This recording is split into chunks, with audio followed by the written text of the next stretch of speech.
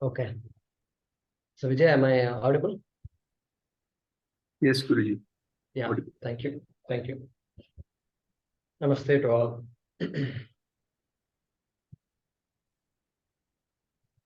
Om Sadashivasamarambham Shankaracharya Madhyamam Asmadacharya Paryantam Vande Guru Paramparam.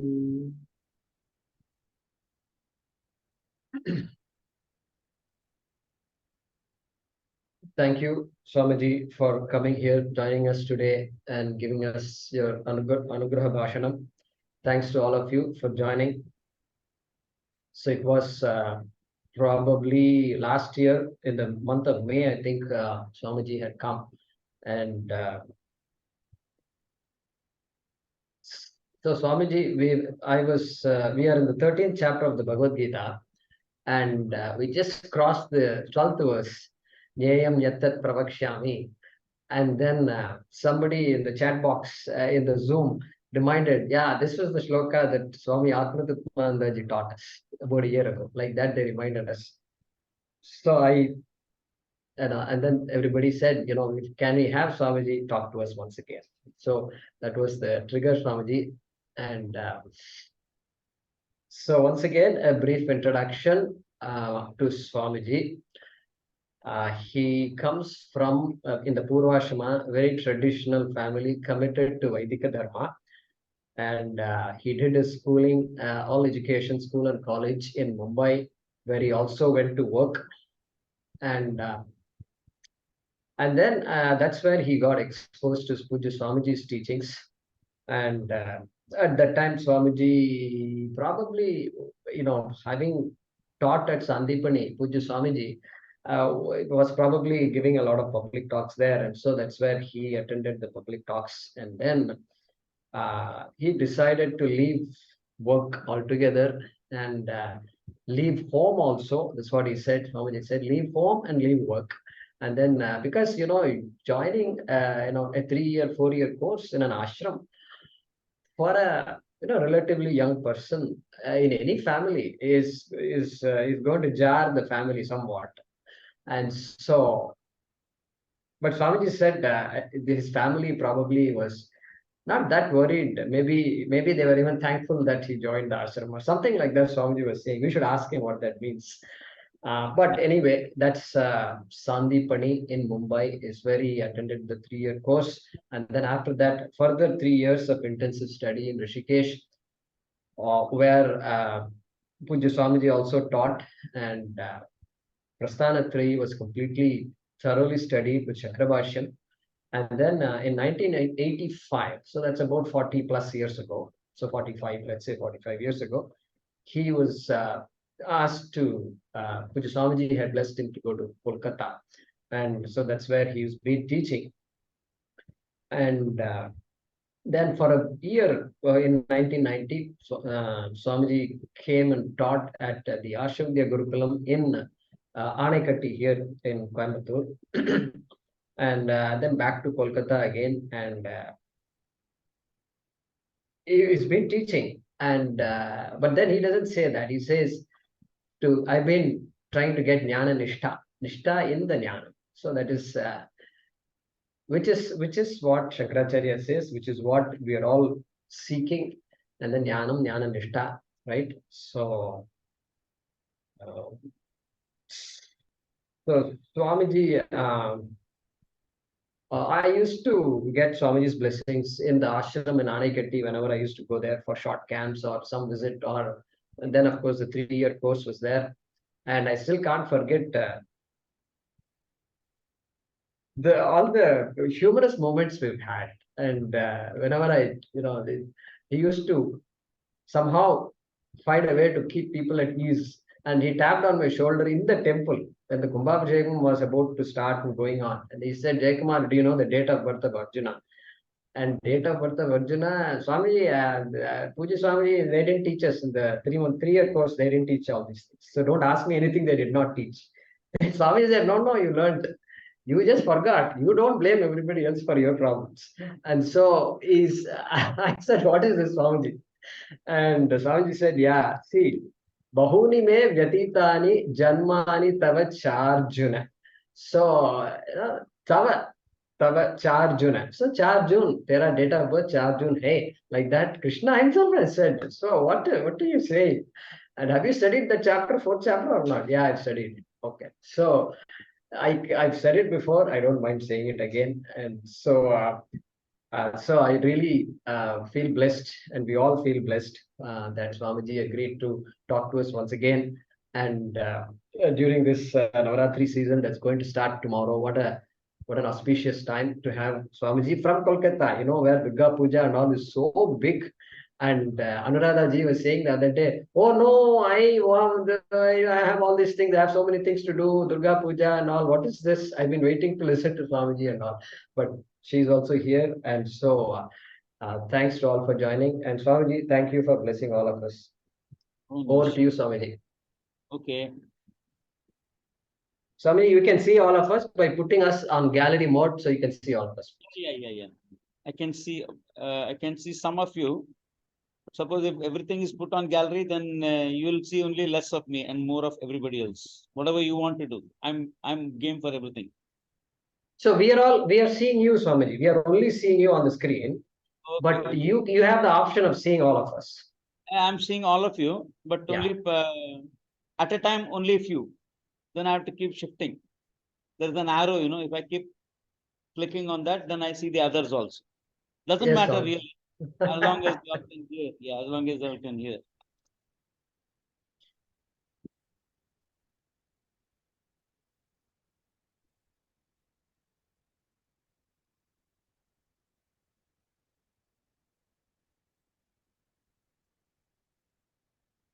The most important part of our Sanatana Dharma is understanding the Lord and understanding his intentions. The Lord's intentions. In the Gita, he makes it very clear everywhere that he doesn't want you to be an isolated entity.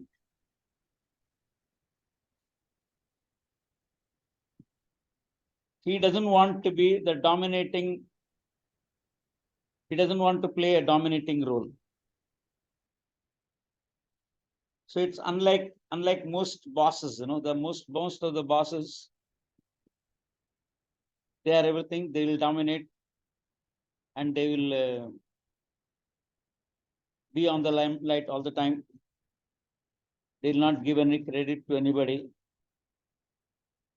So this is how we see most people, and those people who are powerful or more knowledgeable or more affluent, they are dominating like that. And the others can't but remain content with whatever they are and submit to that will. So this is so with most religions also. Most religions also,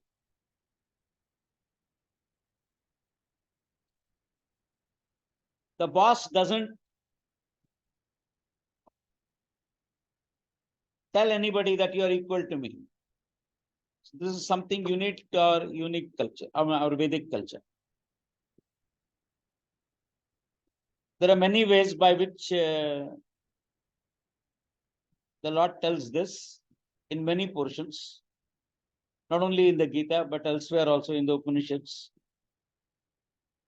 And there are many masters who have written Prakarana Granthas who also keep harping on the fact that Jiva Ishvara Aikyam is the most important part of Vedanta. It is so because the problem of the human being is that he feels himself isolated because of his sense of individuality. There is this sense of individuality which we all have. It's all inevitable. We have no We have no way to circumvent this problem of getting an individuality, the sense of individuality. There is no way of circumventing it because we are born with a physical body. We are born into a house. We are born in a family. There are other people.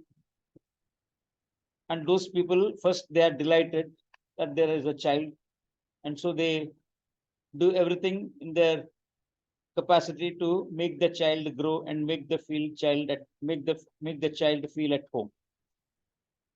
So they cuddle the body, they call the person, there's a name. So when the name is repeated often, then I understand, oh, I am being addressed. They clothe me, they clean me up, they give me food. When they give me food, then I think, yeah, this is something very desirable. They have done something nice for me. So the feeling that I am this body comes to take root from that time. Nobody actually tells me that you are the body. Throughout the growth of the person, I mean, in school, in child, at home, and in the university and all, nobody told you that you are the body. Nobody told me. Even the other religions also, I don't think anybody tells that you are the body. Without saying that I am the body, I take myself to be the body. And the Shastra, despite telling me hundreds of times, repeatedly, it keeps on telling me that you are not the body, but still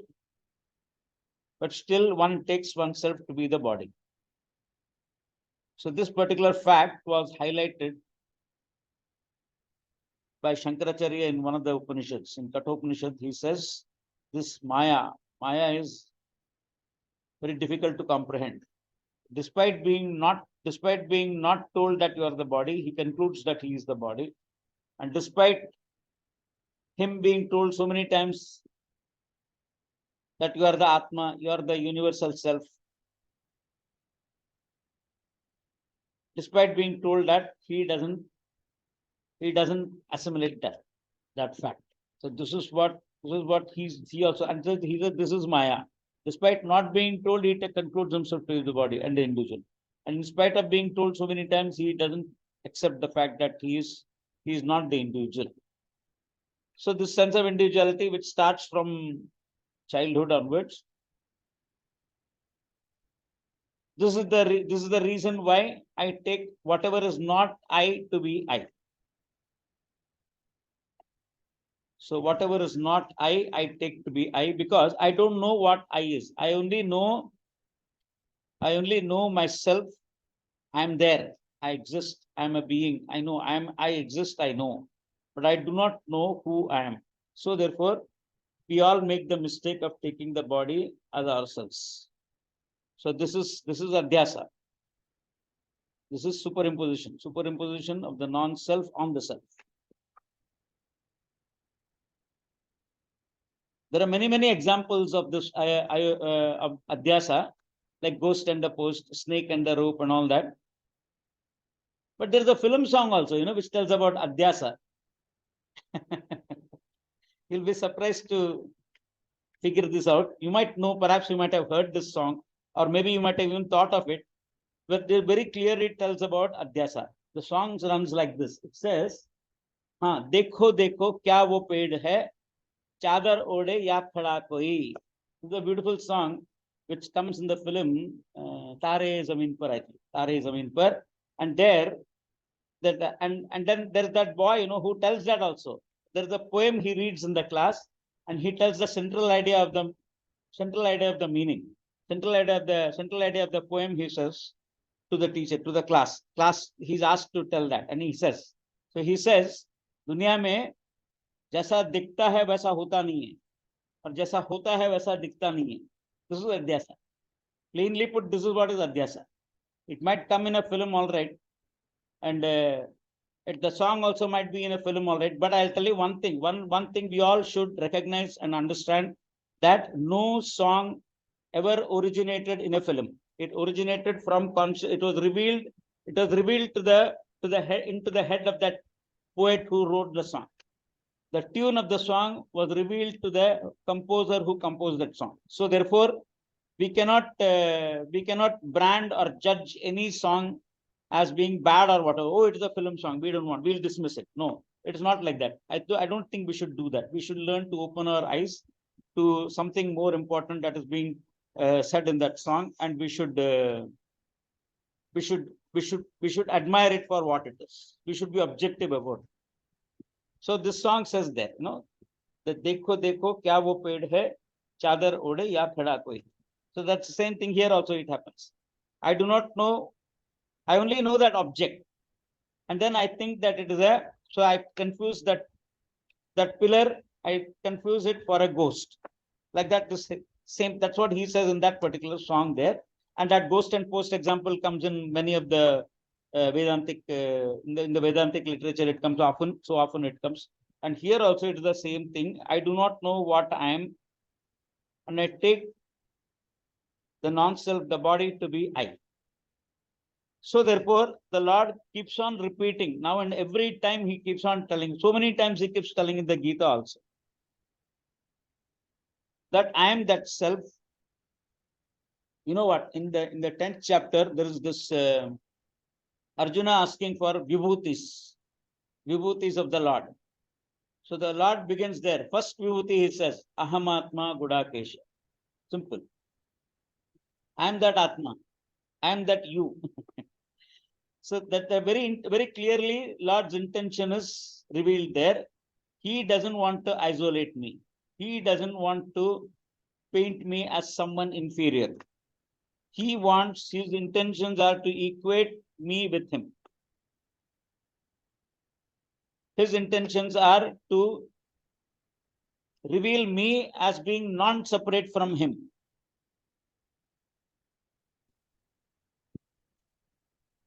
So this continues everywhere. Even in Kathopanishad also there is one mantra which tells Ananya Prokte Gatiratra Nasti.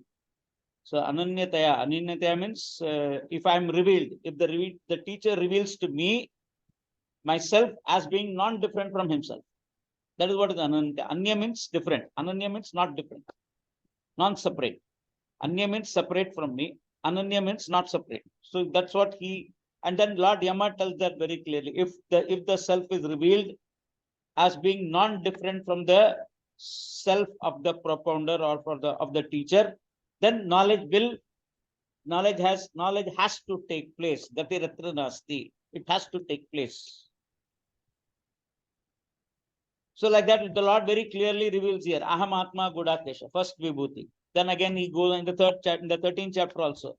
The Sharira is called a Kshetrajna, and the one who knows it is called a Kshetra. The Sharira is called a Kshetra, and the one who knows the Sharira is called a Kshetrajna. And the Kshetrajna in all the bodies, in all the beings is I. Simple. His intentions are very clear. He never wants to make us feel inferior out. And I also, the self, since it is not inferior, since the self is not inferior, since the self is full and whole by nature, WHOLE, whole by nature. Therefore, I always have that nature. I want to be better. I want to be better than what I think I am.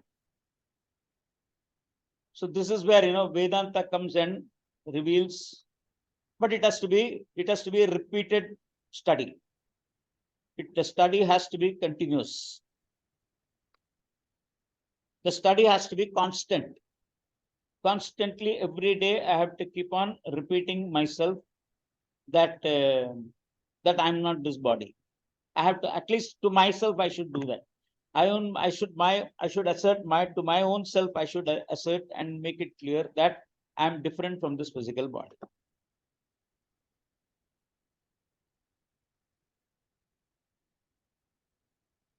Elsewhere again in the 4th chapter, the Lord says, it's a beautiful verse. There he says, Namam karmani limpanti name karma phale spraha.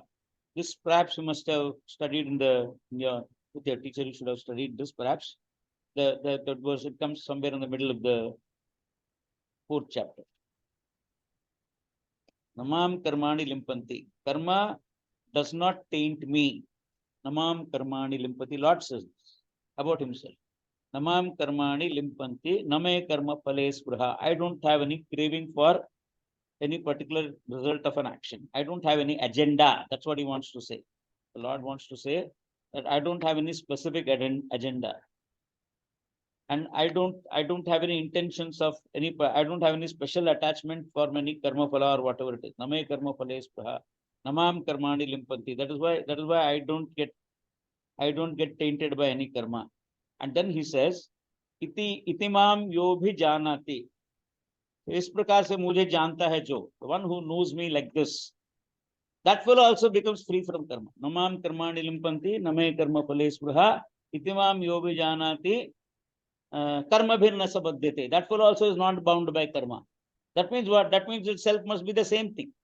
Ishvara's self must be I. See, it's so clear. I do not know how many teachers have looked into this. My teacher has looked into this. And so he has studiously, continuously, day in and day out for years together, he has been pumping this thing into our heads. And I don't see anywhere in any book or anything, they harp on this so much like the way my teacher had done it for me. So therefore, I also like to harp on this like this. Everybody, whoever attends a Vedanta class has to be first revealed this. There are so many people, in my own class, I find every day a new character would walk in for the class. And that person is totally unfamiliar with what is going to happen. But he come there because somebody told him, or he's come there because he knows the Swami. He's met the Swami, or some reason is there because of which he's come. See, those people who are present, they always have an excuse. And those people who are present have always a reason to be present. And those people who are not present, those people who are absent, they always have an excuse.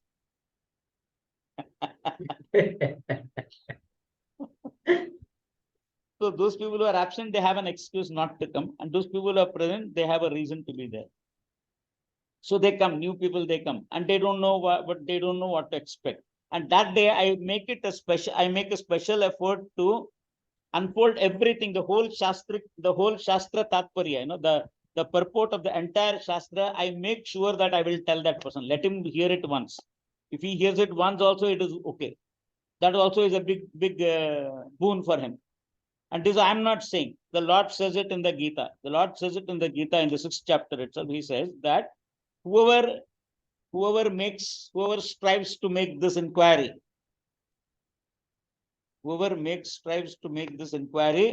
that person actually he's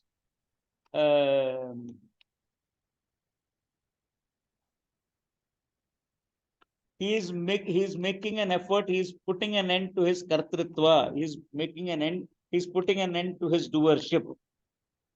So that even if you have heard it once, the Lord says there, even if you have heard it once, then this person's chances of becoming free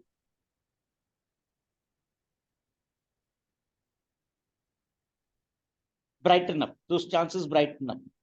So therefore, I feel that whoever comes to a Vedanta class, they should be that person should become familiar with the phalam of the phalam of the Vedantic study. He should become familiar there itself.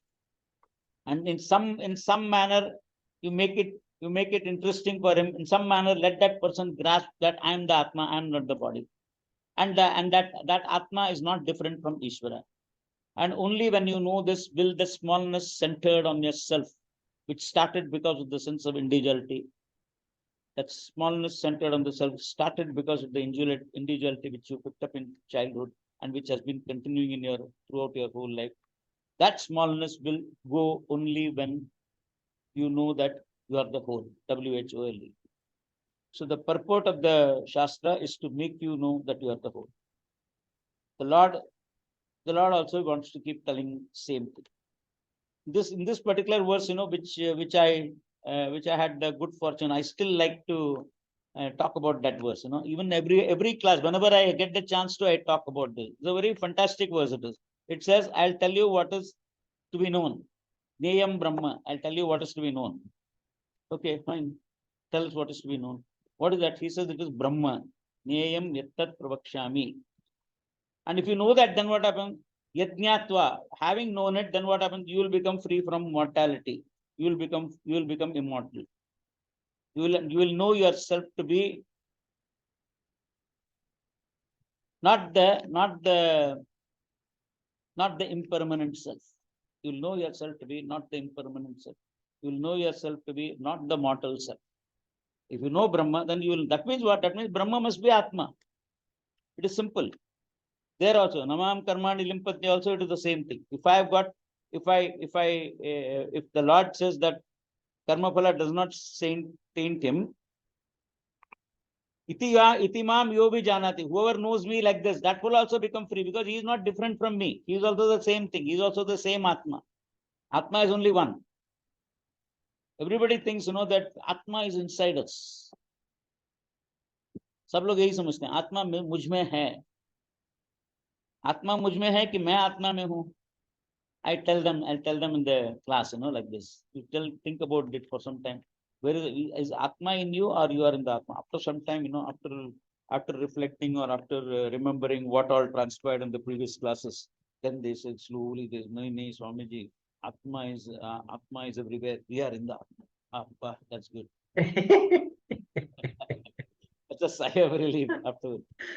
So what I'm saying is this is so crystal clear, it is so crystal clear. And if it is so crystal clear, that is what is the Lord's intention. Lord's intention is to make you see that you are not different from him. The Lord's intention is to make you grasp the fact that you are not inferior.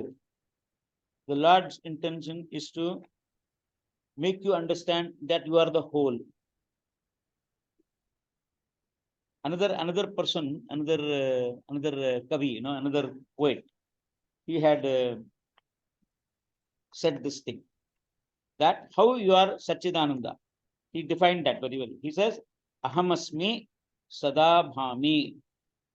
Ahamasmi sada bhami. I'm always there. Ahamasmi. I'm always there. In childhood, I'm there. In boyhood, I'm there.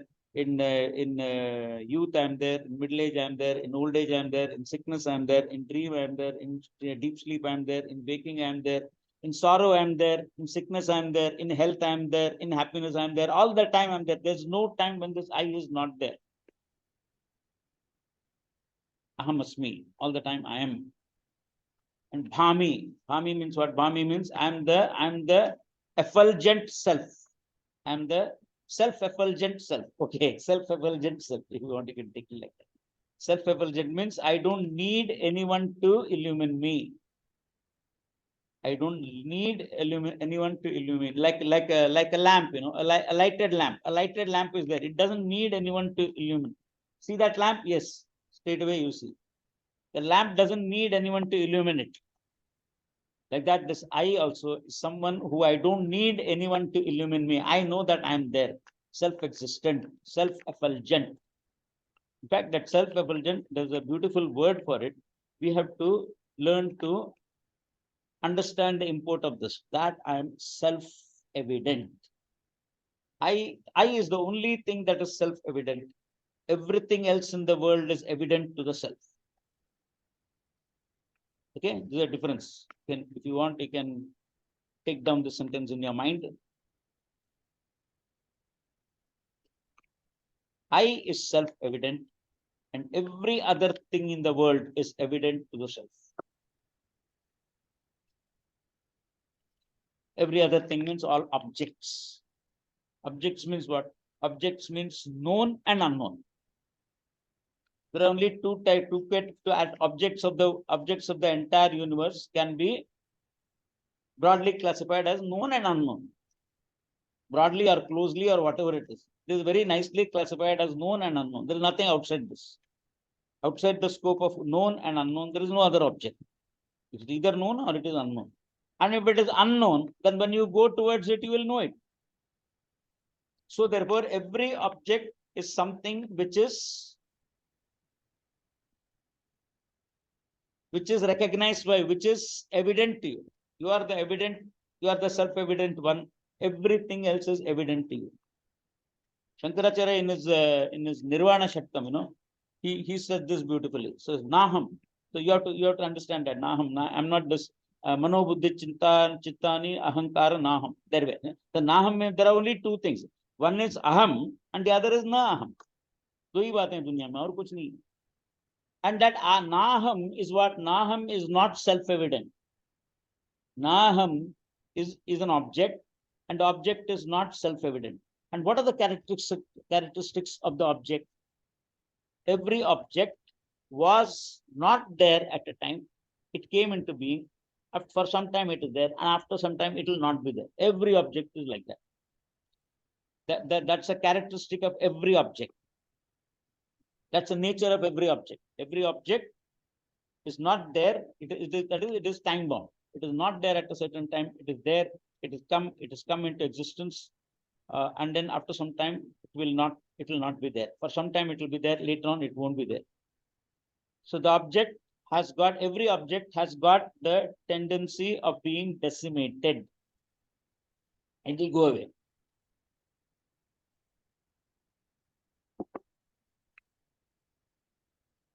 All the objects are subject to being displaced. Every object will be displaced.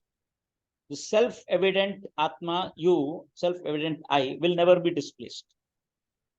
You are of the nature of consciousness, which is all pervading, which is what is Atma. That is why you are in the Atma. Atma is not in you. You are in the Atma. What is there is the self-evident self. And that self-evident self is something which doesn't have an origin. It doesn't have a source. It doesn't have a date of birth. And it doesn't have since it doesn't have a birth, then obviously it doesn't have even a death. There is no death for it. It doesn't get decimated. It can't be displaced. It can't be displaced. When you take a glass of water and you put something in it, that body displaces water equal to its volume. That's what they say, isn't it? Science, physics. Like that, you cannot displace this consciousness, Atma. It is not displaced. It is always there. So that is what is the nature of the self, nature of the evident, self-evident self. Self-evident. The I is self-evident. And everything else in the world is not self-evident. Everything else in the world is evident to the self. Based on this, only the whole teaching of Vedanta is. Everything is, you know everything. But you are there before everything existed. How do you know that you are there? You don't need to know. Without operating a means of knowledge, you know that you are there. That is why I is Swata Siddham. Swata Siddham means self-effulgent, self-evident, self-shining. That is what it is. So that is what Aham Bhati. Aham Asmi, I am always there. Aham Bhami. Aham Bhami Bhati. So it's the same thing. Aham Asmi Sada Bhami. All the time I am there. And is there any time when you don't like yourself? There is a time, yeah. So many times I don't like me. I feel like committing suicide. So many times I felt, when I was in class 7, I felt like committing suicide. Later on also I felt like committing suicide. Fortunately, I didn't do that. I don't know what prevented me. Maybe Ishvara only prevented me. That's all I can say. So many things. The things are not wrong. I want to put an end to it all. Why? If I want to put an end to it all, that means what is my intention? My intention is that whatever problems I have, I want to see myself as being free from those problems. That means what? That means for my happiness only I want to commit suicide. So that means he who commits suicide, he also does that only because he loves that self. The self is always lovable. Beauty, very, very lovable, the self is. However ugly you are, dark complexion, all that, you might be darker than a fried brinjal or whatever, but still, I always, in Tamil we say, Shutta Katrika. Katrika is this brinjal, the eggplant. You bake it, you roast it or whatever, you put it in the fire and then it becomes so black. Nothing can be blacker than that. But there are people like that. People from Africa and other people, they're all blacker. But then still they love themselves. Everybody loves himself or herself. However black you are, however disfigured you are, everybody. And a simple proof for this is that when you pass along the thoroughfare, on the road, when you go on the road, when you in a city and all that. Most of the cities, you have this thing. You have a sidewalk, you have the road in between, then the other side, you have another sidewalk, and then there are shops on either side of the road. And as you pass on as you walk on the road, sidewalk, you just notice those shops and all that. Lot of shops are there, pan wala shops, this wala shop, that wala shop. Everywhere there'll be a mirror. There are so many multiple mirrors all over the place. And when you look at the mirror, what you do? You stop for an instant. You set your hair and all that. I'm taking that shows what you love yourself. You love yourself the most.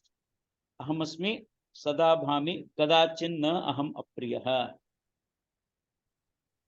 I'm never unlovable to myself.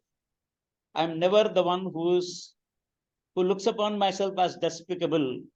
I'm never the one who looks upon myself as not lovable. Always I like myself. I want to see myself as happy. I want to see this self, the happy person I want to see. I want to be at home with myself. Why? Because I love the self. Whatever you do in your whole life, everything is for this only, to be at home with yourself. If you want to go out, then also you want to be at home with yourself. And if you're outside, then you don't like that, then you want to come back home and you want to be at home with yourself. Wherever it is, it's always like that. We always want to be at home with ourselves. Why? Because you love the self the most. So the self is always there in all the three states and everywhere else. As I told you, you are there in childhood, you are there in birth, you are there in childhood, you are there in growth, you are there everywhere, all the time you are there. Boyhood, young youth and old age, sickness, health, victory, defeat, everywhere you are there. There's no place when you are not there. Aham asmi, sada bhami, I always shine because I'm the self-evident one. And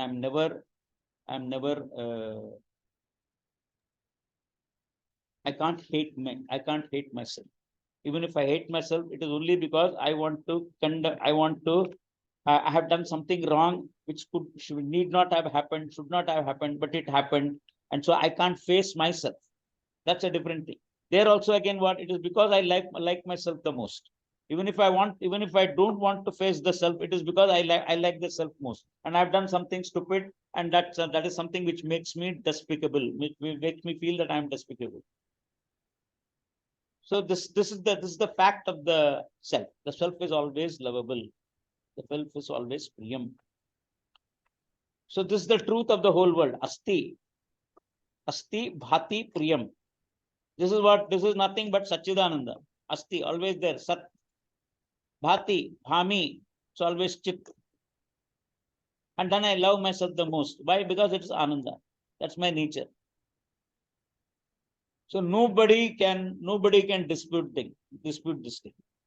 This is something but everybody needs to understand. We don't understand this. So that is why what happens is the tendency to take myself for the body and all that, it keeps on continuing. We have to keep on every day. We have to keep on drilling this particular knowledge to us.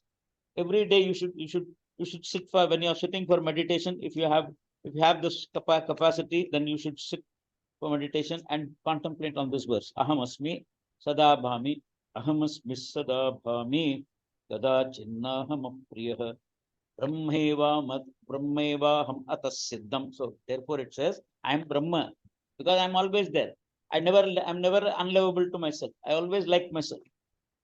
I'm always lovable to myself. I'm always there. I always exist. I always shine. Self-evident. If I'm self-evident means what? That means I'm not subject to destruction. Who is subject to destruction? Only those objects which come under the category of evident to the self. Any object which is evident to the self, that alone is subject to destruction. Self-evident is not subject to destruction. So that means I'm always there. There are only two things. The one is which come in time and go away in time, and the other thing is which is always there. This I is always there. It is consciousness, in which even time is. You are aware of time. You are aware of space. I don't know whether I'm aware of time now, because I don't know how long I'm supposed to speak. Till what time? Till 1930, or what is the time? What is the time for this? Yeah, 1930 is good, Swamiji. After that, we can have questions. After that, we can have a question answer. Good. If you're ready to take questions from our available for you only. Class means I'm always available. Unless somebody else has booked me for some other class, some other way. Otherwise, I'm always available. This is my job. I enjoy teaching. Because this is one opportunity which I get, to be in the knowledge. It's like this, it's like the rasgulla. When you make the rasgulla, you make the, what is that called? You curdle the milk and make a round out, a ball out of it and all that. But that rasgulla will be a rasgulla only when it is in the rasa. If it is out of the rasa, it will not be a rasgulla. Like that, I always like to be in that rasa all the time. So I don't mind being in this teaching. You can reply, you can tell me to talk on the same subject. I'll keep on talking, and I never get bored. And I'm sure you also won't get bored because you love yourself. You also know, none of you will get bored with this because you always love yourself. If anybody tells you that you are akarta atma, you don't have any papa and all that. That's what the Lord keeps telling, repeating again and again in the Gita. He tells you are the akarta atma. Don't worry about your karma and all that. All the karma, whatever sanchita karma you have, all that is standing in your account, all that you can knock it off in one shot. Ek jhatke mein maar do sabko. Khatam. I'm free. Because I never did any action. In my presence, all the actions happen. That is why the Lord says, Namam karmani limpanti. Karma phala doesn't taint me. I never did anything. In my presence, this Atma I. In my presence, my eyes see. My nose smells. My ears hear. My tongue tastes. My mind thinks. My intellect registers. My memories are there. I illumine them. I light up my memory. I light up my intellect, the knowledge in the intellect. I light up my mind. I light up my functions in the body also. That also I am aware of. I light up the body. I light up the whole world. Everything shines only after me. My lighting myself, I am self-evident. Everything else is evident to the self. So therefore, this I never ceases to exist. So that's why he said there, this is Amritam Ashnute. He said, if you know this Brahma, which is same as you, the Atma, then you become Amritam. You become immortal. You become free from the sense of mortality. You become free from that. You have to keep on.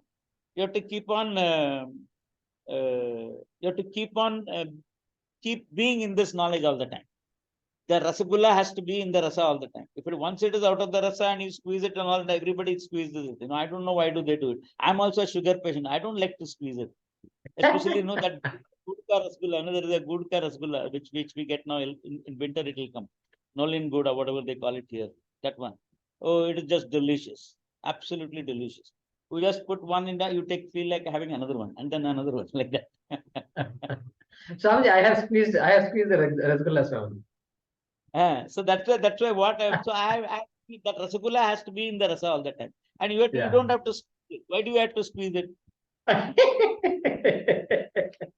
Enjoy it if you want to enjoy. Afterwards, some exercise we can do. We can do some walking. Can walk around. I'm told, that if you consume that dhania ka patta, dhania ka patta, that kotamili, that one, the leaves, green leaves. Adu sapta purma. It seems that you can. It fights out. It brings up your this one. It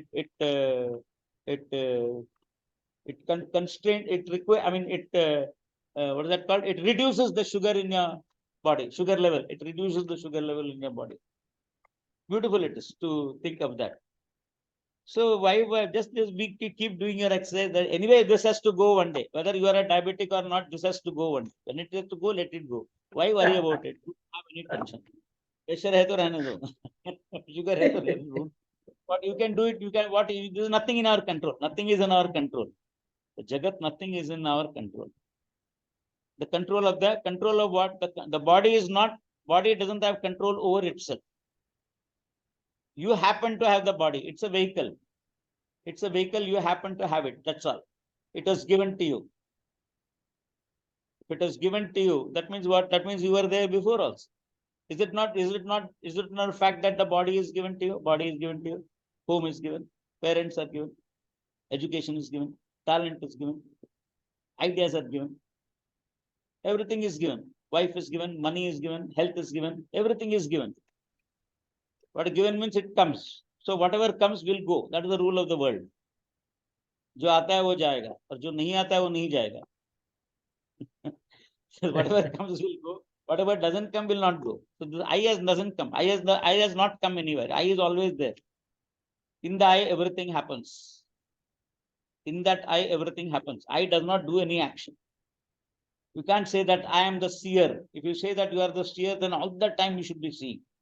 You can't say that I am the waker. All the time you should be waking. You go to sleep also. You are sometimes the sleeper. You are sometimes the waker. You are sometimes the dreamer. You are sometimes the doer. You are sometimes the enjoyer. That doer and enjoyer also comes and goes. You can shake up. You can shake up the doer and become an enjoyer. That automatically all this happens. All that shows that you are neither the doer nor the enjoyer. You are there just like that. You are not doing anything. Here also now, when you are listening to this class, here when you are listening to me or when you are listening to the teacher, whoever unfolds thing to you, at this time, who are you? Are you a doer or enjoyer? If you're an enjoyer, then I must be doing some dance or singing or something. I'm entertaining you. Then you can say that you are an enjoyer. I'm not entertaining you.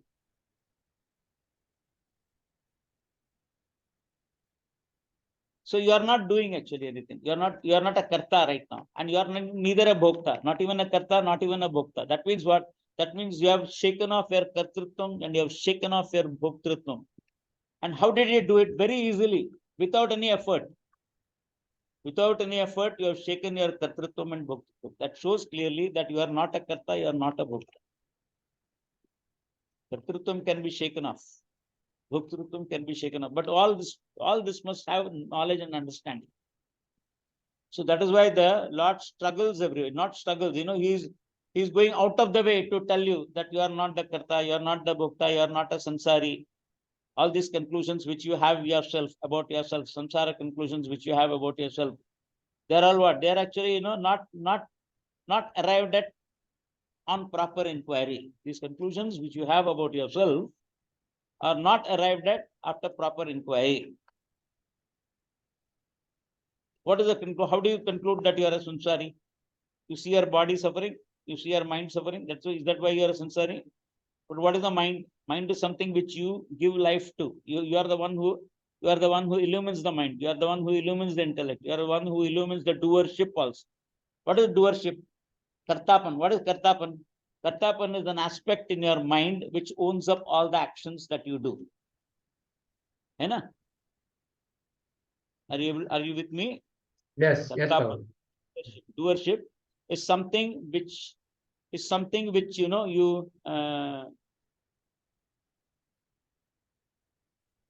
is something which you own up.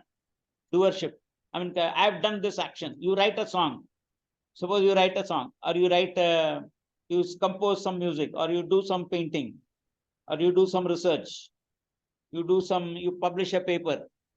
Then what you do? You say that I have done this. So what is it that is owning up this action? There is an aspect of your mind which owns up these actions. That is the karta. That is ahankara. The ahankara is not this ahankara which you have is not actually to be confused with ego or pride or vanity or whatever. Okay? It's not to be confused. This itself, later on, it develops into that. At the present moment, when you own up the action, it is not that it is not that there is a sense of ego or vanity or pride or darpam or whatever, it is not this. Darpam comes later on. When this action gets into your head.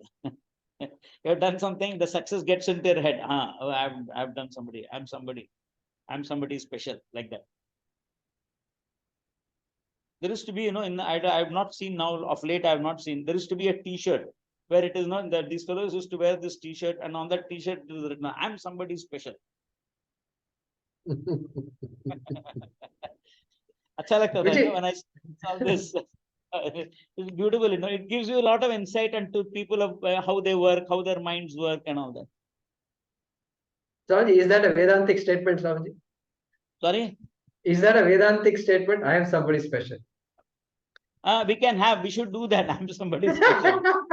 We can do that. But then again, that the very fact that you want to have that presupposes that I have a sense of vanity. There is vanity there.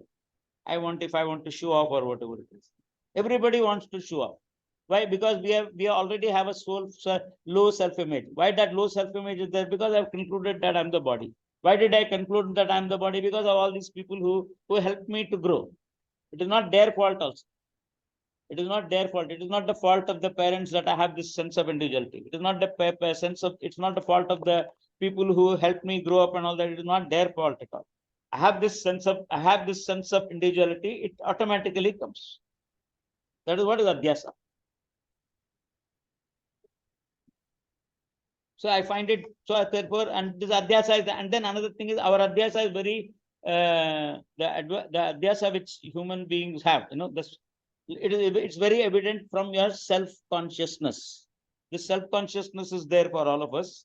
And I'm conscious of myself. And then I just look around here and there, and I find other people, they are different. Somebody is more fair, somebody is more tall, somebody is more beautiful, and somebody is more pretty or whatever it is. And then I feel that I'm not good enough. Why? Because I compare myself to that person. I compare this body with that body. That is why. Animals don't seem to have this. They don't have any problem. A buffalo coming out of a swamp, that is called a quicksand, a swamp or something. Buffalo is struggling and it has come out.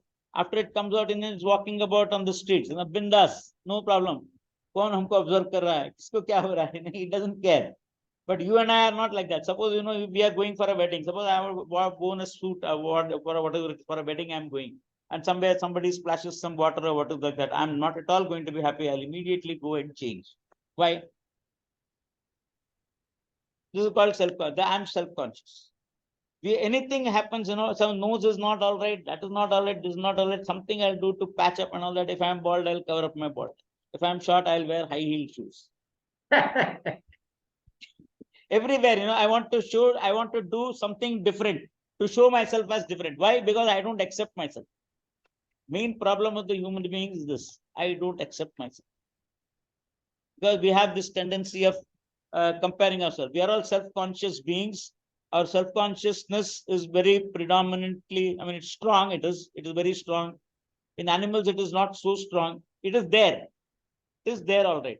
The dog is aware of himself.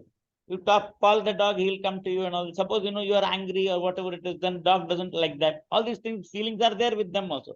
But then they are not, their self-consciousness is not to such a predominant extent as we have.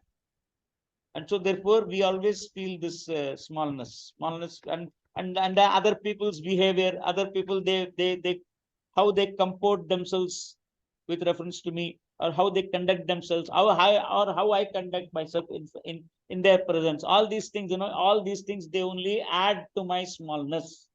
They only worsen my self-image. All of us have a self-image, low self-image. Simple thing, simple thing you take, somebody asked you your address. Where are you staying? So I say that I'm staying in New Alipur, Calcutta. New Alipur. Oh, New Alipur. Whole New Alipur is yours? Oh, no, not like that. There is one particular road there from some Sarani, they call it Sharani. And in that Sharani, I'm there. Sarani, people, they call it Sarani. It's not Sarani, it's Sharoni. So all these things are there, peculiar. I'm in this thing. And then the whole Sharani is yours? No. The last building on that road. Oh, the whole building is yours? No. I'm on the second floor. See how when I give my address, how I quietly am owning up, or how quietly I'm asserting my smallness. When I'm giving my address, I'm silently telling that I'm only this much. I'm confining myself. मैं इतना छोटा हूं, मैं इतना अल्प हूं. Then of course that sense of mortality is always there. मैं मर्त्य हूं, मर्त्यो हम.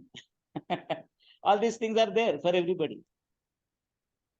And this always, whole time this was there, keeps on haunting us in all our waking hours. Fortunately, it doesn't come in sleep. Deep sleep, maybe we shake it all. The very fact that I can shake it off shows that this is not correct. This is not my nature. I can shake it off.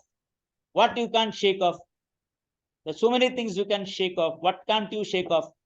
You can't shake off yourself. You can't run away from yourself. You can't shake off from yourself. Wherever you go, the self is always there. Wherever you go, the self is always there. Like the pot and the clay, no? Suppose if the pot tells the clay, no, look, you have been very mean to me, I'm leaving you, I'm going you away. The pot cannot go away. Wherever it goes, the clay will be there. Like that, this also. There is another beautiful song, for this. All these picture songs, film songs, they immediately, they make me own up or make me reinforce these ideas. And I quote them in my class because those people, they don't know all the shlokas and all that. They don't know all the mantras and all. They won't own it up. But suppose if I tell the song, oh, they immediately, what, their eyes sparkle. Sparkling in their eyes. So this one, for this, mithya, the pot cannot shake away the clay and go. For that, I tell them, aji root kar ab kahan jayega, jahan jayega, hame payega. That shows that, wherever you can go, where can you go? You can't go anywhere. You can't shake off the self and go anywhere. You are that self. You are that. That is what gives you satyata. That's what gives you the truth. That's what is truth. I am there all the time. Truth means that which is always the same in the 3 periods of time. It never goes away. Truth means that which can't be displaced. It can't be displaced. Everything you can displace. Objects you can displace. Everything you can displace. Somebody has raised a hand. Is there a question? Yeah. Please. The one who has raised. Yeah, you I raised it when you said that in the class we do not have Katritvam and Bhaktritvam. Katritvam I understand, but Bhaktritvam also you don't have, because what am I doing? I'm not entertaining. You're not enjoying anything. What you are doing I'm getting it. Right now, you have surrendered your intellect to the pramana. Pramana is the words that come out. Your intellect has been handed over to the pramana. If your intellect has been handed over, your ahankara doesn't there. It's not there at all. It is just quietly listening. That listening also is not a karma, because listening happens automatically. Your ears are open. The pramana is on. Your mind is behind. Your intellect is behind the pramana. Knowledge will take place. If you have the sanskara, if you have the orientation, if your intellect has the orientation, it will pick up the knowledge. It must pick up the knowledge. Knowledge can't but take place. Like, it's like pramana is there, prameya is there. Prameya is what? Prameya is the vishaya that I'm unfolding to you. I'm talking certain technical words. Because I believe your master is an expert in operating all these technical words. So therefore, I'm freely using all these things. Okay. See, when you use this word, you already, I'm sure most of you are familiar with this word, because he has gone so far in Gita. He must have explained all these things to you many times back. When the object to be known is there, when the means of knowledge is there, knowledge has to take place. When you're passing the road, there are a lot of garbage dumps in Calcutta. Calcutta is full of garbage dumps everywhere. So whenever you pass them, do you have the choice not to pick up the smell? No. No. That's what I'm telling. Knowledge will come. If the pramana is there, pramata, myself, the knower, I'm there. Prameya, the object is there, knowledge will take place. Sometimes it so happens that, my friend comes from the opposite end, he comes from somewhere, and I don't see him, or I don't recognize him, or whatever it is, but whatever the reason is. And then he says, hello, I don't, then he comes close by. Oh, hello, he says. Oh, then I stop. Didn't you recognize me from far? I was calling you. Sir, I didn't see you. Or even if, no, you saw me. Actually, maybe I saw him, but my mind was not behind my eyes. So therefore what? That way the pramata is there, prameya is there, I'm the pramata, my pramana is there, that person also, prameya is also there, but knowledge may not take place if my mind is not behind that. The mind also has to be behind, and the mind has to be ready for this knowledge. It has to be ready for this knowledge. It has to be prepared for this knowledge. That is why we say antakarana shuddhi and all that. The mind has to be prepared for this knowledge. If it is prepared for this knowledge, then knowledge will take place. If it is not prepared for this knowledge, it can be prepared slowly. Like, like a child, a school boy is there. He wants to study medicine, but he is only in class 4 now. What can we do? He has to go through all the things. He has to go to class 5, 6, 7, 8, 9, 10, everywhere. All the things he has to study. Then he'll be ready for studying medicine. He has to study hygiene, he has to study physiology, he has to study biology, he has to study anatomy. All these things he studies, then he'll be ready for medicine. Preparation. Like that, we have preparation for everything. For anything that you know, your mind needs preparation. This mind also, with which we are going to gather all the information, knowledge, and all that. The mind with which you are going to know. That's a very important instrument. That is why that is why we have so many upacharas, puja, this, that, japam you do, kirtan you do, dhanam you do, yajnam you do, so many rituals you do. All these things, they take care of your mind. And when you do all these things without having an agenda, I want this result, without having an agenda, if you do, that is you are doing. You are not interested in the karma phala. Karma phala will come to you. You will enjoy. You can enjoy the karma phala, no problem. Lord does not prevent you from enjoying the karma phala. You can enjoy the prasada. You can enjoy but all that as prasada you can enjoy. So you have no reaction, or you have no you are not reacting to the karma phala. Whatever karma phala comes, it's okay for me. So that such a karma phala is not binding. Such a karma also is not binding. And so that there itself, in this janma itself, certain karmas you can get released of those karmas. Later on, when your mind becomes ready for that, then that knowledge of in fact, even if you start a life of karma yoga, the Lord says, even if you start a life of karma yoga, the Lord says in the 6th chapter that you are not going to, no evil is going to befall you. No, there's going to be no nahi kaschit kalyanakrit, nahi kaschit durgatim, nahi kaschit durgatim tata gachati. He says, for this fellow who is a kalyanakrit. Kalyanakrit means you have started a life of karma yoga. You have done, you have started your things. Once you have started that means what? The end of the tunnel, the end of the tunnel is in sight.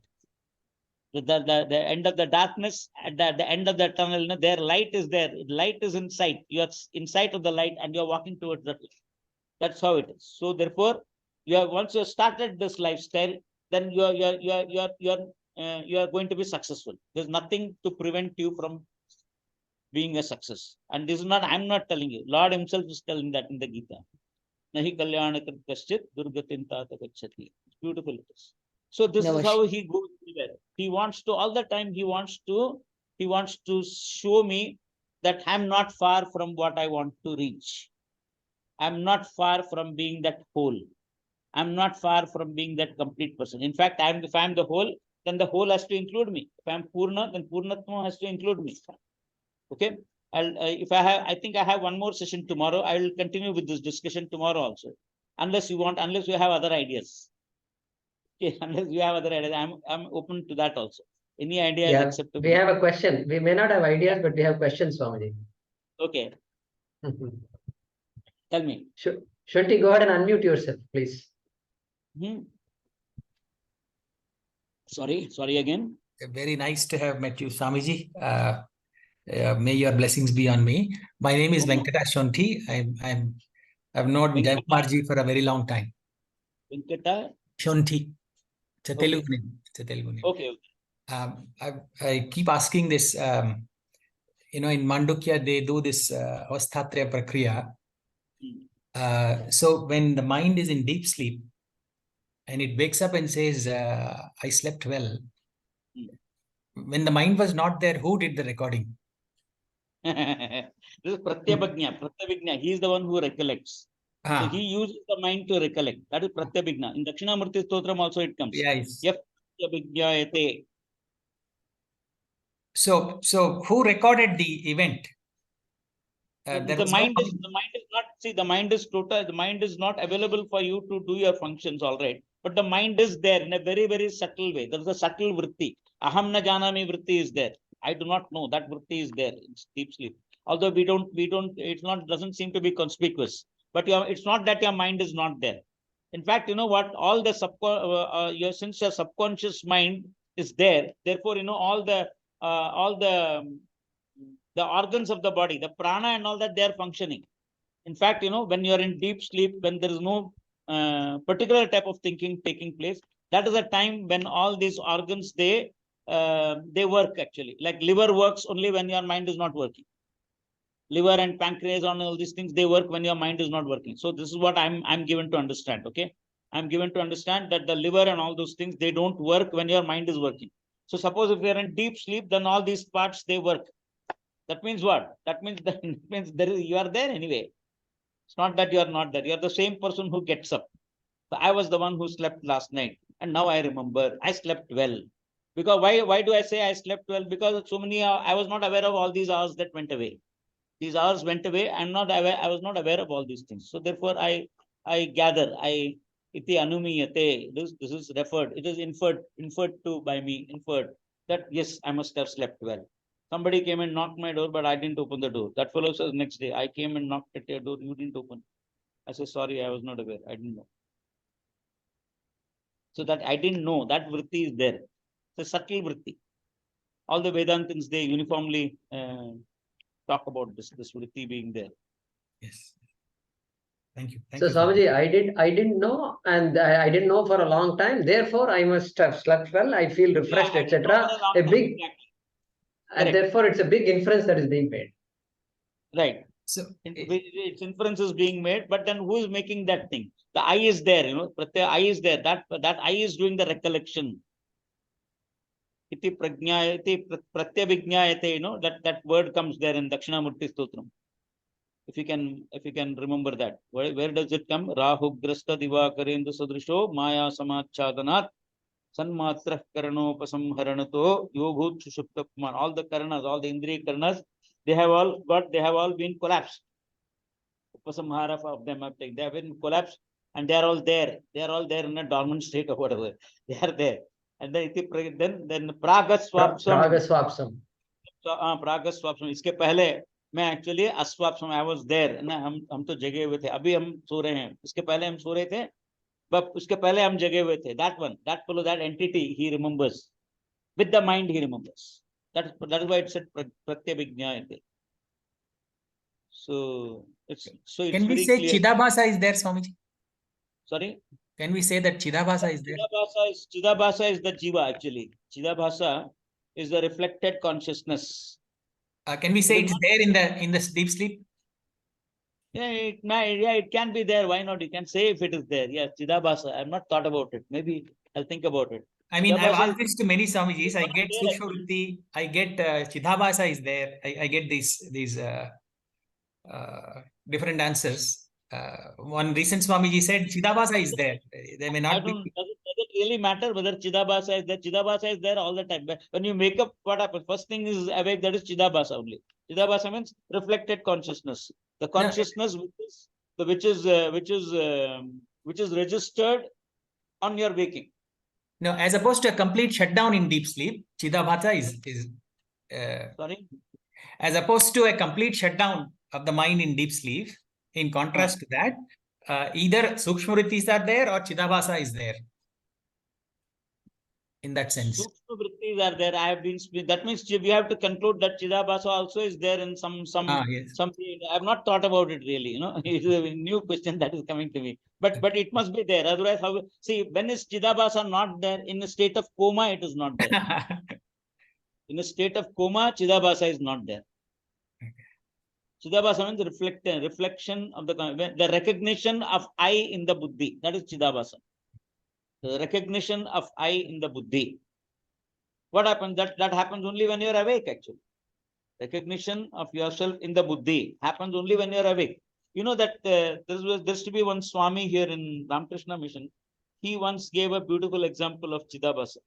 So we were walking on the street and he said, suddenly, we saw one huge building and the windows that were facing the sun, they were reflecting the sun there. That is Chidabhasa, he said. I think there is something in what he says. It's a good way to understand what Chidabhasa is. Chidabhasa means the reflected consciousness, yourself, your recognition, which happens in your intellect. I am, aham asmi, I am. That vritti that happens.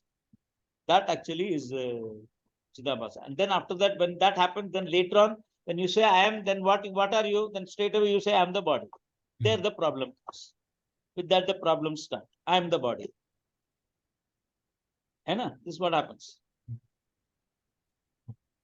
Thank you. So Namaste, this is Swamiji. sorry, namaste. Tell me. I have a question on Atma. We say that, we are not the body, we are not the intellect, mind, Atma. And Paramatma has this quality of Sarva Vyapi, Sarvagya. So when we think we are Atma, how do we don't feel that we are Sarva Vyapi or Sarvagya, So how do we relate that way? So that because we think that we are confined to this body. My eye is confined only to this body. That's the problem. The eye is confined to this body because the Sukshma Sharira, you are packed in this Sharira. You are not outside. So therefore the sense of the individuality comes.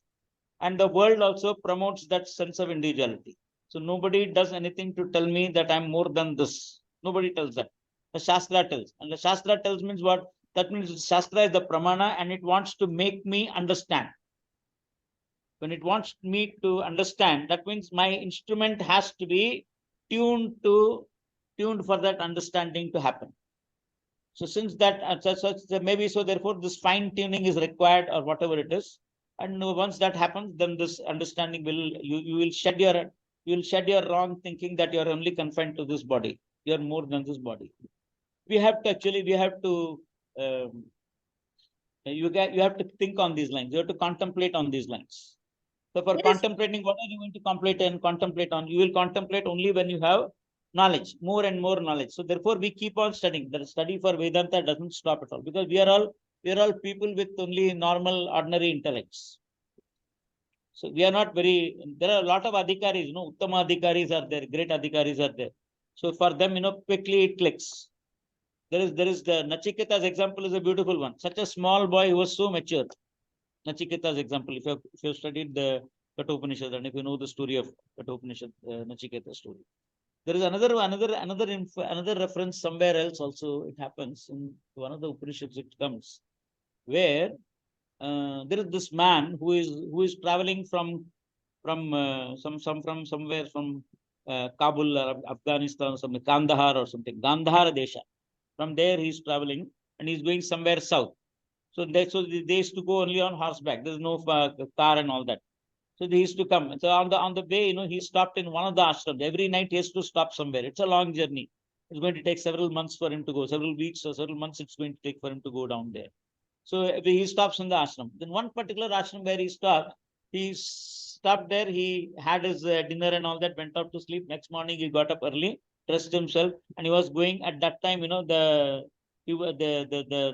host, he said, please have breakfast and go. Something like that. And so he was ready for that. And then, but there was a class going on. So his breakfast could come only after the class. So he was waiting there. So when he was waiting there, he was far away from the students listening.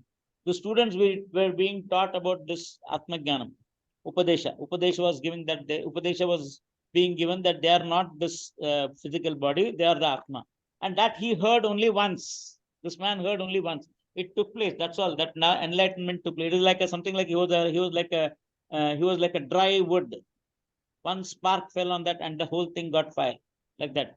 Oh, he just shook up. This is what I am. Oh my goodness, this is great. He said. Now after this so he has to be in that understanding. That understanding should not go. So the understanding will remain only when it can remain if we keep on contemplating. I won't say only if you contemplate. I won't say you can think about that. Contemplate means not just sitting and doing meditation. Even while walking also you can think on these lines. Anytime you can contemplate means what? Contemplate means contemplate on the meaning of the sentences that you have heard. Suppose you have heard that you are Satyam Jnanam Anantam Brahma. Just now I said, Asti Bhati Priyam. So Asti Bhati Priyam. If you reflect on the meaning of these words, Asti, always there. Bhami, Aham Asmi. I am also always there. Bhami, I always shine, self-shining. I don't need any other source to illumine me. I know myself. I know that I am there. Suppose if I call you on the telephone and electricity goes off suddenly in your place or in my place, some commotion is there. Then I ask you, are you there? You cannot see yourself at all. You cannot see yourself. It is totally pitch dark. You cannot see. What are you going to do? Let the light come. I'll see myself and then declare to you whether I am there. No, know you are there. So straight away you are there. Immediately you recognize your presence. That is called self-effulgence. I am there. I don't need to operate a means of knowledge to know that I exist. I don't need a pramana to know that I am there. But I need the pramana to know what I am. I need a pramana to know what I am. I don't know that I am Satchidananda. So I need this pramana. So that's what the Vedantic study helps with. Whole Gita is full of this. You just study the Gita thoroughly, every Swami, word. experience doesn't come. We know very much intellectually, but I think as you are saying, it takes time. Maybe. No, listen, every knowledge is intellectual. You should not say that it is intellectual. And you cannot experience the Atma because you are experiencing yourself all the time. Atma is not an object of experience. Atma is not an object at all. If it is an object, then you can experience it. It is not an object. How are you going to experience that? It is not an object. So therefore, don't go by the word experience. This is a problem with the teaching, modern Vedantic teaching. They tell that you have to experience it. You may be the Atma, intellectual study, but you have to experience it. What are you going to experience? You cannot experience Atma. Even if you experience, who is going to tell you that I am the Atma? Does the Atma come and tell you, I am Atma talking? It will tell you, no. Atma is not going to say that I am speaking. So therefore, you cannot experience. You should not that experience trip. We have all been put by various books and various people are there who are teachers. They use the wrong words, man. Actually, I'm sorry. They use these words, which they use. These words unwittingly they might use. It's not intentional. They use these words unwittingly, but then they cause some distortion in my mind. Atma cannot be experienced. You are experiencing yourself all the time. You are the experiencer. How are you going to experience yourself? Can you see yourself? Can you see your own eyes? No. Unless you go to the mirror, you can't see your eyes. So this is how because we have to understand and we have to learn to understand this Atma by usage of proper words. Words are very important. Words are the ones that do the communication. So it's imperative that you use correct type of words. We can't use any word which will cause any other meaning. See, when the object has to be revealed, what the knowledge does, knowledge reveals to you the object as it is. Knowledge reveals the truth to you as it is. And so the teacher who handles these words should also handle these words in such a manner that he is able to reveal the truth as it is. Your understanding should be as his understanding takes place. His understanding is that he is the Atma. Now he has to unfold to you. The Atma means he has to unfold to you as being not different from himself. That's what I was saying in that sentence. Ananya prokte gati ratra nasti. This is a mantra in Kathopanishad. It's a beautiful mantra. If you have studied it, it's good. If you have not, you can take up that subject matter for discussion with your teacher once.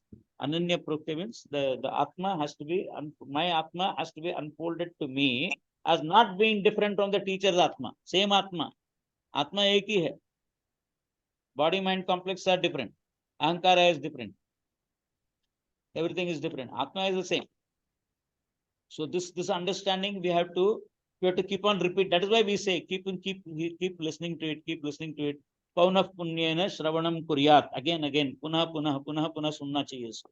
बार सुनते रहो. जब तक clear नहीं हो जाता तब तक सुनते रहो इसको. That is why we get permanent employment. I got permanent employment. I enjoy this also. I don't mind having classes like that. And they also enjoy because it's actually, why do you enjoy this? Because it is telling about you, which you love, that self which you love most. So it is telling about you. So no wonder, you are interested in this, very interested. And the more you hear, the more the clarity will happen. Yes, there is one gentleman who has raised the hand here. Prasad. Yes, sir. Please tell me, what can I do for you? Unmute yourself, please. Prasad, we can't hear you. Oh, sorry. Pranam Swamiji. Yes, tell me. Thank you for your enlightenment. Beautiful class today. My question is on ignorance. So if we talk about a general absence of awareness, I don't know anything. So if I say that, like in deep sleep, for example, So that ignorance versus my ignorance of a specific thing. For example, I do not know French to speak French. So is the underlying ignorance in both cases the same from Vedantic perspective? Ignorance is not knowing a particular thing. Not knowing. So therefore, that ignorance is which is it is actually in your awareness. You are aware of your ignorance. So therefore, you know your ignorance also. So since you know your ignorance, it is something known to you. If it is known to you, then it is anatma. It is not you. You know your ignorance. It is anatma. You know it. So you are not that ignorance. Ignorance is known by you. Ignorance is actually, ignorance is not an object really. Ignorance is always of something. Ignorance of French, ignorance of Gujarati, ignorance of Marathi, ignorance of Tamil. So that's why it is ignorance. That's how. So ignorance is categorized like that. But what exactly is ignorance? It is not. There is no object like ignorance. Ignorance is always of something.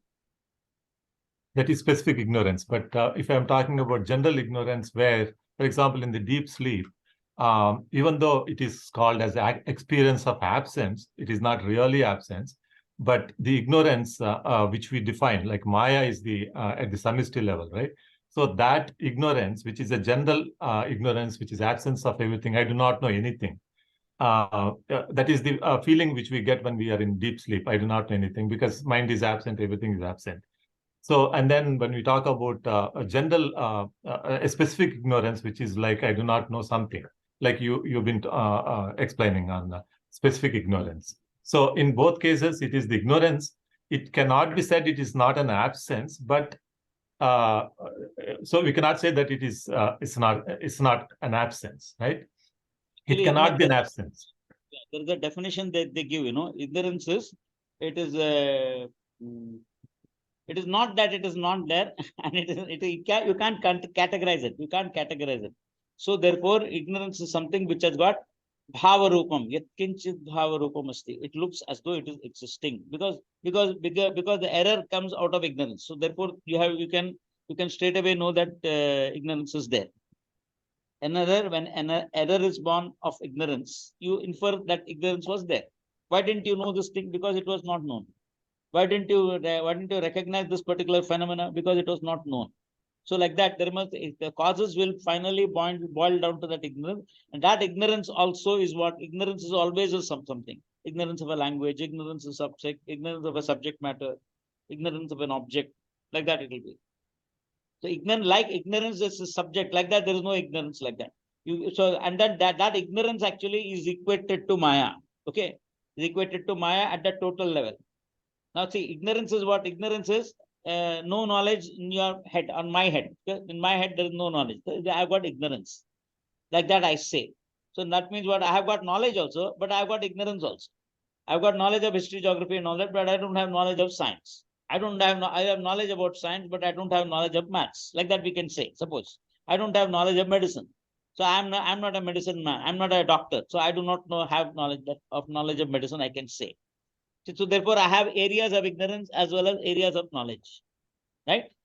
Yeah. Areas of ignorance as well as areas of knowledge. So like that, you have your own areas of knowledge and ignorance. Everybody else, all in our classroom, every person has areas of ignorance and areas of knowledge. Like that, all the creatures, all the other beings also you take, all the human beings as well as all the creatures, all the living beings, from Astamba Paryanta, from Brahmaji se lekar. Everybody has got. Brahmaji won't have ignorance because he is all knowing. But other people, all other beings have some ignorance or the other. Now it is total ignorance. Where is this total ignorance? Is there an object called total ignorance? Can you say? You cannot say, because when you speak in terms of totality, there is total knowledge everywhere. Where is total knowledge? Knowledge is in consciousness. So if all knowledge is in consciousness, then where can ignorance exist? Ignorance cannot exist. So therefore, what we say, we use the word Maya at a total level. So therefore, we say Maya is there. That is what is Maya. Maya is one of the ways to understand Maya is this. What I would say that let's not waste time trying to find out what Maya is. But let's spend that time in knowing what ourselves are. Because by studying ignorance, I'm not going to benefit. By knowing ignorance, I'm not going to benefit. Ignorance is there. Okay. It's not that ignorance is not there. Ignorance is not absence of knowledge. Many people tell that. Okay. There is one school of thinking where it says that there is no ignorance. It says it's absence of knowledge.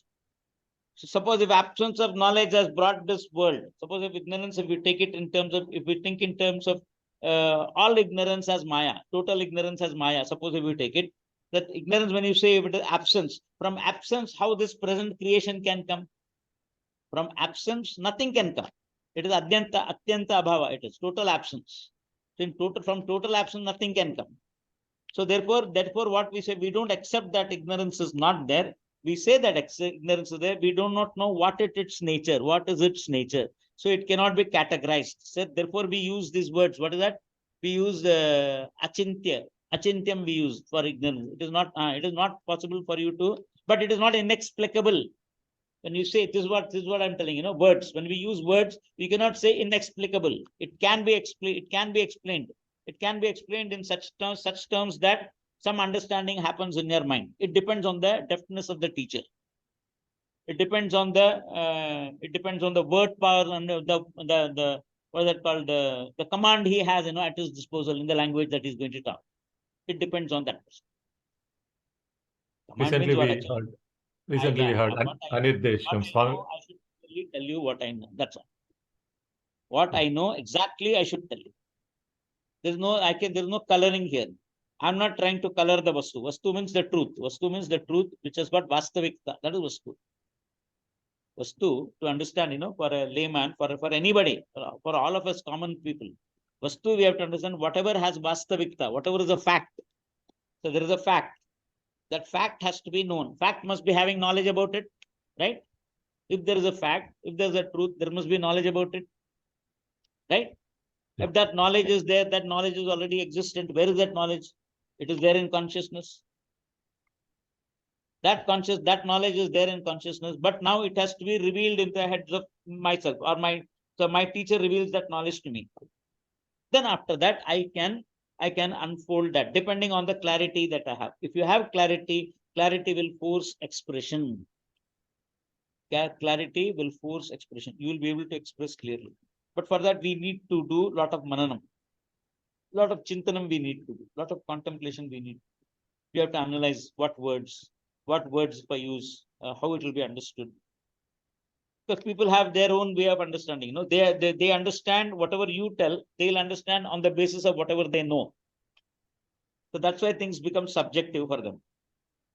So it should not be subjective. As long as possible, as far as possible, we should eliminate the possibilities of having subjectivity for them. We should eliminate that possibility. They should be able to know exactly how the object is. Truth means it has to be in keeping with the knowledge means it has to be in keeping with truth. So truth has got, so that is why truth is there. If there is a truth, there must be a truth, obviously. There is a truth and it must have knowledge. And if it has got knowledge, it must be communicable. And when it is communicable means what? It should be communicable in such a way that it leaves no room for any speculation or any guesswork or whatever. You know exactly that how the truth is. So that is how the teaching has to come. The teaching has to be in keeping with the truth. It is not in keeping with me. Lord Krishna also, he gives the teaching. And after the teaching is given, then he tells Arjuna, whatever you want to do, you do. Yatha ichchasi tatha kuru, he says there. I have told you whatever I have to do. So you do vimarshanam of all these things, you do contemplation of all these things, think about all these things, and you take your own decision. So this is where human beings have their mark. I can take my decision. I'm programmed to take my decision. Not programmed. I'm to take my decision. I'm given to take my decision. But sometimes what happens is our decisions can be wrong. So therefore, what we do is we keep praying to the Lord that we take the right decisions. So all the prayers that we do, Gayatri mantra, this mantra, Vishnu Sahasranama, Rudram, this, that, whatever you do, whatever chanting you do, Shiva Mahimna Stotra, whatever you do, all the prayers, they help you take the right decisions in life. We can't tell. Every moment we have to take some decision. Whole life is nothing but decision making all the time. We have to keep taking some decision or the other. We don't know which decision is right, which decision is wrong. We don't know. Some decisions they say it is big, some decisions they say it is wrong. But suppose if they happen to be the right decisions, then you say, oh, it came easily to me. Like that it is. When I walked out of my house, my decision was that I'm going for this study. I don't know what is going to happen. So I said mentally my prayer was this, वापस इस नरक में मुझे मत लाना. भगवान को बोल दिया हमने, ये वापस इस नरक में हमको मत लाना. Don't bring me back to this sansara again. Not that they were bad; they were all very good people. All my people were very good people, but I didn't like that. I didn't like that type of living or being or whatever. So there was always, kadam kadam for at every step, people used to make me aware of my smallness, make me aware of my insufficiencies or whatever it is. Everywhere it was like that. Everywhere in all the life, however big I was still cut to my size. This cutting, seeing myself as being cut to size is the problem of the human being. Everybody is cut to size. That is why, dukkha keeps on coming all the time. Dukkha keeps on coming all the time. I find myself a wanting person. I don't know what I want to seek. I don't know. Every person has a wanting mind, and everybody keeps on crying at every instance. Why is he crying? He doesn't know. In fact, there is a beautiful song, the beautiful song which tells, "Kabhi khud pe aur kabhi halat pe rona aaya." That is what is fundamental problem. Everybody is thinking. When I heard that song, immediately this struck to me. Oh, this is what he is telling. This is what it means. It can mean like that. You can take the meaning, you can interpret that song to be of this meaning, because that is what is life. Kabhi khud pe aur kabhi halat pe rona aaya. Rona to aata hi hai sabko. You understand Hindi, don't you? Yeah, I understand. Okay, fine. Swamiji, a related question. Please. You mentioned yatha ichchasi tatha kuru. At that point, our Arjuna says, Nashto mohaha smritir labda. He says smritir labda. So smriti, so some, it was there, the knowledge was there, but I was not aware of the knowledge. Is it can we connect that to the... You can say that way if you want, but it is there, knowledge is there already. Now I have discovered it. Like that he's saying. If you want, you can say it like that. Yeah. So it is not... So it is not jnana abhava, but jnana virodhi. Ajnanam is not a jnana virodhi, not jnana abhava. Can we connect like that?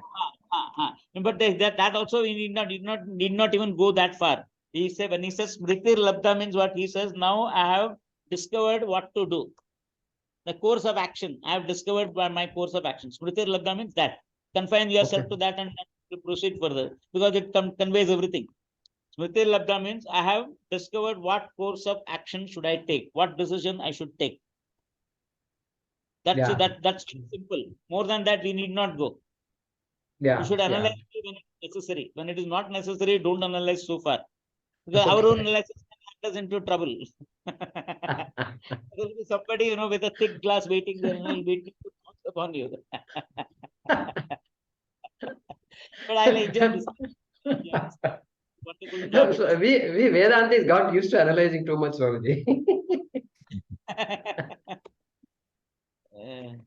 Thank you, Swamiji. Actually, my question has been reduced to, you have explained elucidly, is ignorance absence of knowledge? You came to that point. That's where I wanted to be clear. Thank you so much. Right. Ignorance is not actually absence of knowledge, because there is no absence of knowledge cannot be there. Something always, because consciousness is there. In consciousness, all knowledge is. So consciousness, see, in you and I, we need a brain, we need a mind to register certain things. So therefore, our mind has got its own limitations to register whatever we understand or know. So we have limited knowledge. But in Ishvara's case, it is what total consciousness is. All knowledge is already there, and he doesn't need a mind to know. Ishvara doesn't need a mind to know. He has total knowledge. So we need a mind. Like, when there is a computer. In the computer, a lot of programs are there, but we see only a limited thing in the monitor at that time. Like that, we have only whatever we register as thoughts, that alone is there. Whatever is there in my hard disk, in the buddhi, that alone I can see. But there are so many other things also. Elsewhere, other hard disks are there. So many other hard disks are there. There is a supercomputer. Everywhere there is a supercomputer. And a supercomputer, another supercomputer might be there elsewhere. So but Ishvara is what? Ishvara is consciousness, in that all knowledge is. This is something which cannot be disputed. If a person has the capacity to understand this, it cannot be disputed. All knowledge must be in consciousness. It is already there. It's always there. Knowledge is of what is. See, it's like this. Knowledge is of what is. That means there is a fact. Knowledge of what is. Knowledge is never of what is not. What is not about that knowledge is not there. No, like Vandyaputra or that Shashasringa, horns of a hare, horns of a rabbit. It's not there. So there is no knowledge about that. Horns of a hare, no knowledge is there. Mirage waters, there is no knowledge about that. But knowledge is what? Knowledge is only of what is existent, what is there. So there is a fact. So if there is a fact, then there has to be knowledge about it. That is what is knowledge. And that knowledge, if it is there, it is communicable. I may not know it first, but I go to my teacher and get that knowledge. And then after that, I can communicate it to whomsoever comes to me in keeping with my own limitations. Suppose if I have done more mananam or more thinking, or if I've got a gifted, then if I've got a gift of the gab and I can converse well, I can have a wide range of conversation or words or whatever it is. I can strive to communicate the same thing as clearly as possible. That is what a teacher does. Teacher has to show me exactly what he sees. He has to do that. And in this, our teacher Pujya Swamiji was an amazing person. Whenever he spoke whenever he took any topic to discuss, he discussed it slowly, making you aware of what all aspects are there involved in it. Then after that, all those aspects were dissected by him so thoroughly that once that understanding takes place, it cannot go. So we used to take down notes, vigorous notes and all that. We used to take down. Then when we go back in our rooms and then we read those notes, then we used to do mananam in that. Then we used to do discussions also. Certain points he would say, I wouldn't understand, or somebody wouldn't understand. We would all come sit together and discuss. So that is how that's our capacity to communicate developed. Thank you, Swamiji. Satish ji is there from Bengaluru. Namaste, Swamiji. It was very good. Enjoyed the session. We actually, our Guruji is taking the Taittiriya Upanishad we are doing right now. So there was you initially mentioned something why Ishvara is interested to, or in Shruti or Shastra, why it is keen to make people aware of Shastram. He said there is a word here. Sahi Purushaha Iha Vidyaya Anantataram Brahma Sankramatayitum Ishtaha. So Shruti is liking to, it's very much interested to teach this knowledge so that, they reach him, the ultimate self of everybody. So that's what I learned today. Every human being also wants to know. We can't stand ignorance. We can't stand mortality. We can't stand ignorance also. So I would like to know. If I can know, then I would like to know. Everybody is like that. Where are you from? You're from Bombay or any other place? From Bangalore. So you must be using the metro or whatever station, train there. Yes. Or Sometimes. Or you must be in that car or somewhere in the car station. Wherever you are, what happens is somebody has the paper. I don't have a paper. When I don't have a paper, I have a feeling, I should look into that, what is happening. So I'll go to the other side and look below that fellow's. I'll sit down and see what is there in there. Why? Because I can't stand ignorance. Nobody can stand ignorance. Our Swamiji used to give a beautiful example. He used to say, night, just before going to bed, 11:30 or whatever time you go to bed, that time you tell your wife something. There's something very important I wanted to tell you. I wanted to talk to you, but doesn't matter. We'll talk about it tomorrow. I wanted to share something with you, but I'm not going to tell you tomorrow. She will not sleep. What is it? She will not sleep. What is it, Bolo? No. What is it about? First she will say, what is it? Then you say, no, we'll see tomorrow. No. Is it about me? Is it about my appearance? Is it about my mother? Is it about my father? So like that, this will be, nobody can stand ignorance. I should know. So that actually is like that, the nature, my own nature is that. I should know my essential nature. So that is why Shastra is striving. It goes out of its way to explain to me what my essential nature is. Lord also is like that. This is a word actually from Shankaracharya. Acharya has given this comment. Yes.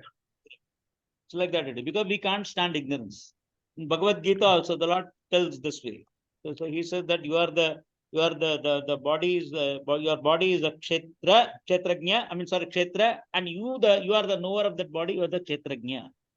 Then after that, he tells what? He tells that the kshetragnya in all the bodies is I. Straight away, he distance. I mean, he bridges the distance. In fact, there is no distance at all.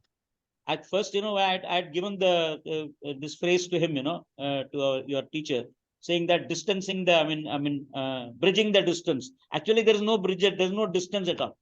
But in our eyes, we see the distance. So therefore, we need that bridge. We think that we need to have that bridge. Setu. We need that setu. We don't need actually anything. There's no setu. Setu is a mithya setu. There's no necessity of that. Because it's crystal clear that there is only one whole. And so you are not away from the whole. If there is a whole, then the whole must include you. So this is how we understand the whole thing. Yeah. Yeah, Purnamada is also the same thing. Purnamada Yes, meaning. yeah. Great. So Jaikumar, Thank should you, we Swamiji. start or wait for some more time? No, I'm not waiting for anything, Swamiji. Questions are just coming. So thank you very much. It's about 8:10 now.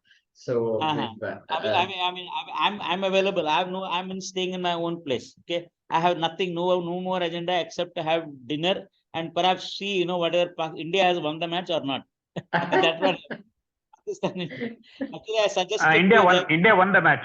India won the match. Okay, very good. India won by 7 wickets. Okay, excellent. Very good. Very good. Very good.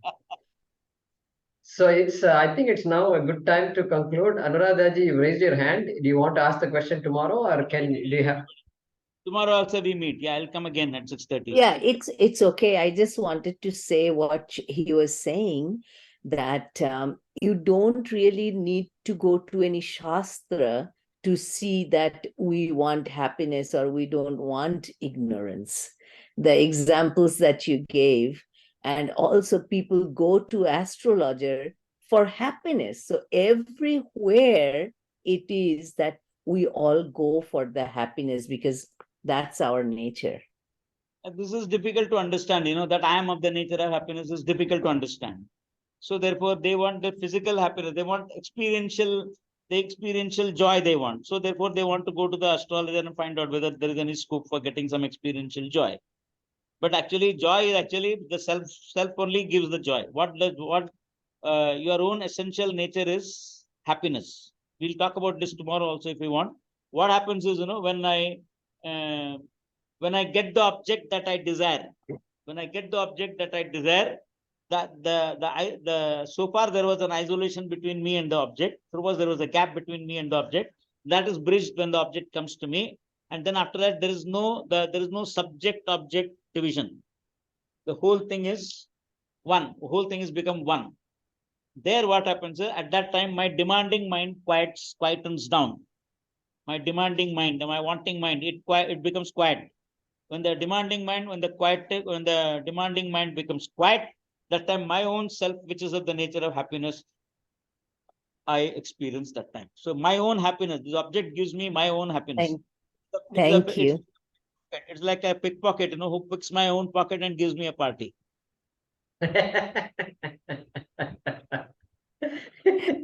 Thank you. Okay. Thank you very much, Swamiji. Thank you very much. And we look forward to a continuation of the same topic of bridging the gap. No, not bridging the gap. Bridging the mithya bridge. No gap. It's a mithya gap. Mithya bridging the mithya gap between Jiva and Ishvara. I have to bridge the gap. I need that bridging. I as a Jiva, I need the bridging. I think that he's far. I think that I'm too distanced. I'm distanced from everything. That's what everybody thinks. There is an isolation, sense of isolation. The moment this individuality comes, that means what? I become small. And whatever I am not is too big. The whole world becomes too big and the whole world becomes intimidating, threatening. So this is the problem of every Jiva. And all our problems, all other problems that we have, this is the basic problem. This is the fundamental problem. Every other problem is only a topical problem, which all finds its source from this problem. I am small, I am limited. From this, everything starts. then every other problem becomes big for me. Then I concentrate on only solving those topical problems, which is called samsara. So therefore, samsara means I have to keep on doing something. It's a constant becoming. Samsara means a lifestyle of constant becoming. All that time I have to become something. And there is no end to that. So by becoming, I'm not going to become full. I'll still be incomplete. Then after that, second round, third round, fourth round, like that, we have had so many rounds of life. So we need to put an end to this. You have to tell, I want to put an end to this.